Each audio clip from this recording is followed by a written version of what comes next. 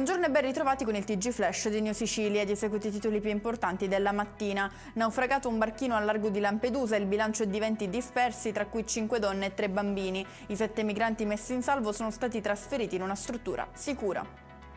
Rinviati a domani a Ventimiglia di Sicilia, in provincia di Palermo, i funerali per Giuseppe Zagone, il 92enne defunto da 2 anni e nascosto dal figlio per intascare la pensione. Il rinvio sarebbe riconducibile a motivi burocratici e ai tempi dell'autopsia prevista per domani.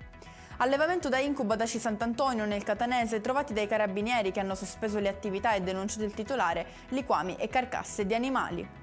Rapinato da Augusta nel Siracusano un anziano che camminava sul marciapiede. L'uomo, che nel tentativo di trattenere il borsello si era aggrappato allo sportello dell'auto, è stato trascinato sull'asfalto per alcuni metri. Identificato poi il responsabile, un 26enne di Priolo Gargallo. Non solo barman ma anche pusher, arrestato a Catania un 34enne trovato con la marijuana nello zaino mentre stava per cominciare il turno di lavoro in un pub del centro storico. E con questo è tutto, prossimo appuntamento più tardi alle 19:30, grazie per averci seguito, buon proseguimento di giornata.